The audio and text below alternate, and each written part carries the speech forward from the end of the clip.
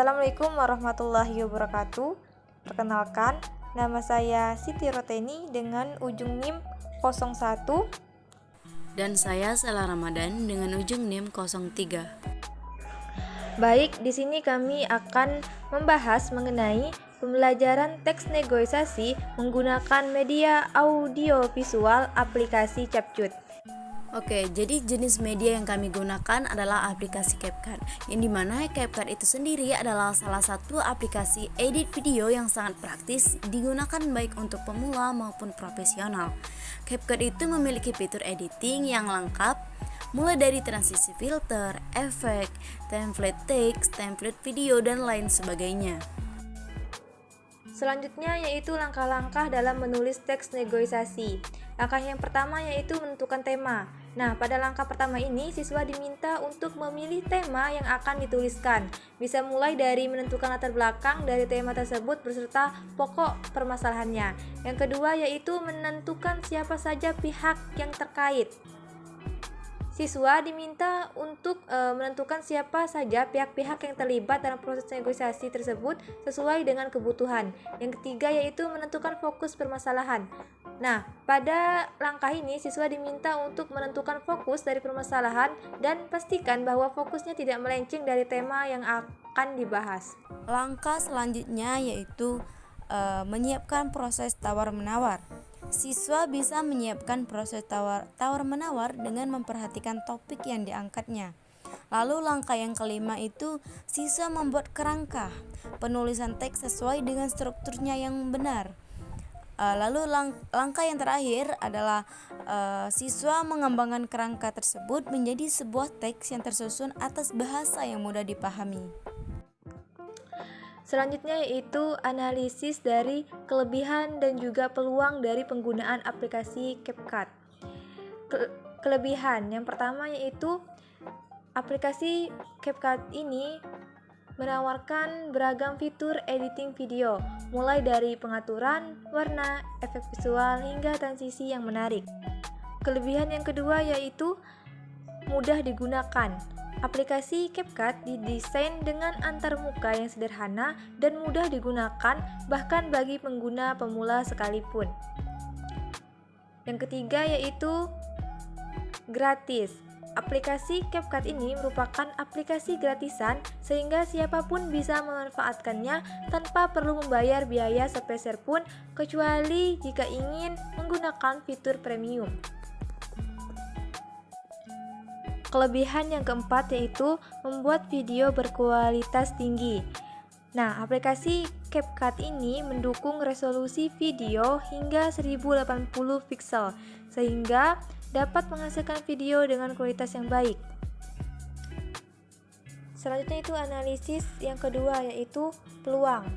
Nah, CapCut sendiri merupakan aplikasi yang memungkinkan orang untuk mengedit video dengan mudah layaknya profesional.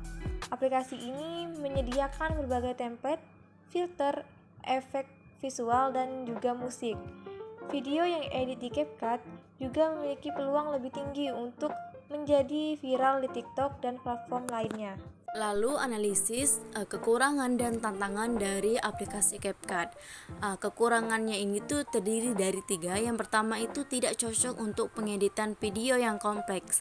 Meskipun CapCut ini menawarkan beragam fitur editing, tetapi aplikasi ini tuh tidak cocok untuk pengeditan video yang kompleks karena aplikasi ini lebih cocok untuk pengeditan video yang simple dan tidak memerlukan pengeditan yang rumit.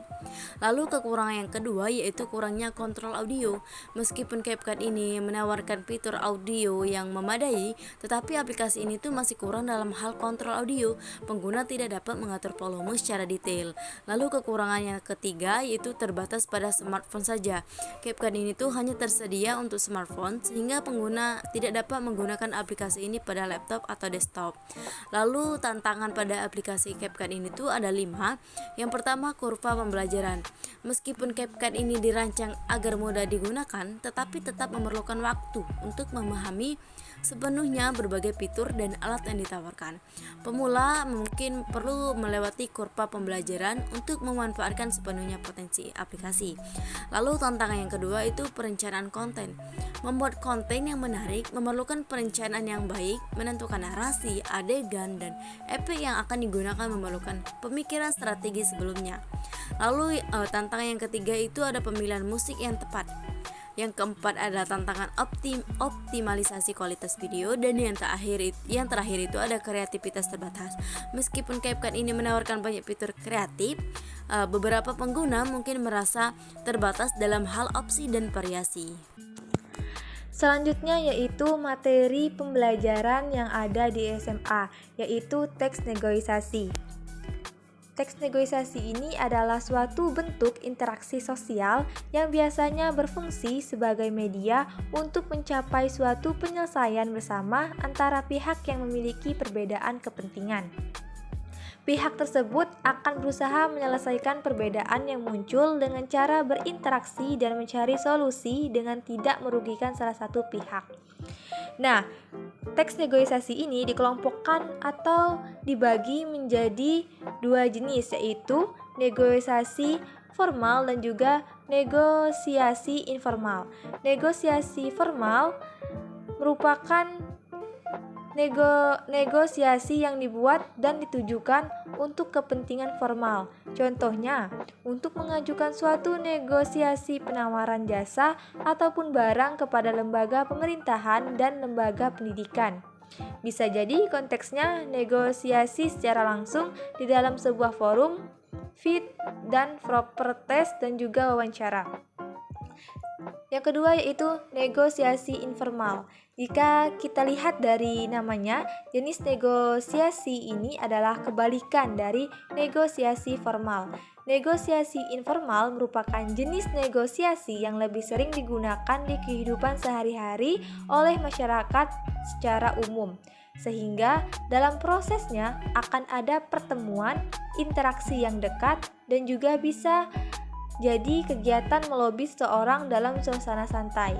Nah, ciri-ciri dari teks negosiasi informal ini tidak perlu dibuat ataupun dipersiapkan terlebih dahulu, sehingga bisa dilakukan secara langsung saat itu juga. Sementara untuk hasilnya juga tidak mengikat seperti negosiasi formal. Selain negosiasi formal dan informal, juga terdapat negosiasi lisan dan juga negosiasi tertulis. Negosiasi lisan adalah jenis negosiasi yang berbentuk percakapan antara satu pihak dengan pihak lain. Salah satu bentuk dari teks negosiasi lisan yaitu negosiasi jual beli. Selanjutnya yaitu teks negosiasi tertulis. Sesuai namanya, jenis teks negosiasi tertulis merupakan negosiasi yang biasanya menggunakan gaya bahasa yang perlu diperhatikan. Misalnya saja dengan menggunakan bahasa yang baku dan pastinya menggunakan bahan tulis. Sementara bentuk dari negosiasi tersebut ada beberapa macam yang barangkali pernah kita temui, di antaranya surat permintaan, surat penawaran, dan surat proposal. Selanjutnya yaitu ciri-ciri dari teks negosiasi. Ciri-ciri ini terbagi menjadi 5. Yang pertama itu ada berupa dialog, tetapi terkadang juga ada yang berbentuk sebuah proposal penawaran. Lalu yang kedua ada lawan yang bisa diajak dialog. Apabila dialog sendiri berarti itu bukan termasuk negosiasi. Lalu ciri yang ketiga itu ada berupa kegiatan komunikasi baik secara tertulis ataupun lisan, langsung ataupun tidak langsung. Ciri yang keempat itu munculnya proses negosiasi karena adanya perbedaan antara dua belah pihak. Ciri yang terakhir itu ada tujuan akhir dari negosiasi adalah mendapatkan kesepakatan. Lalu materi yang selanjutnya adalah struktur dari teks negosiasi. Struktur ini terbagi menjadi 7 bagian. Yang pertama itu ada orientasi. Yang dimaksud orientasi di sini adalah intro pengenalan ataupun salam pembuka. Lalu Struktur yang kedua itu ada permintaan. Setelah melakukan basa-basi, tahap selanjutnya adalah tahap permintaan. Tetapi perlu kamu pahami bahwa permintaan ini harus menyesuaikan diri, selera, dan juga kebutuhan kamu. Lalu struktur yang ketiga ada pemenuhan. Pemenuhan ini lebih fokus pada penyedia barang dan juga jasa. Apakah pihaknya dapat memenuhi permintaan kamu atau tidak? Lalu struktur yang keempat ada penawaran. Di sini kita sudah masuk ke tahap penawaran. Apabila tahapan di atas sudah cukup, maka akan terjadi penawaran. Struktur yang kelima ada persetujuan. Setelah kedua belah pihak melakukan penawaran dan ditentukan suatu kesepakatan, itu berarti sudah masuk ke tahap persetujuan. Lalu struktur yang keenam ada pembelian. Apabila sudah cocok dan sesuai di antara kedua belah pihak, barulah dilakukan transaksi pembelian. Lalu struktur yang terakhir adalah penutup. Pada bagian penutup ini akan terjadi kesepakatan. Dengan begitu, transaksi dan juga penawaran pun selesai. Apabila di awal kamu melakukan basa-basi, maka sebaiknya harus ditutup dengan kalimat yang sesuai agar bisa memberikan kesan yang baik kepada pihak penyedia atau pembeli. Itulah materi yang dapat kami sampaikan. Kami akhiri. Wassalamualaikum warahmatullahi wabarakatuh. Terima kasih.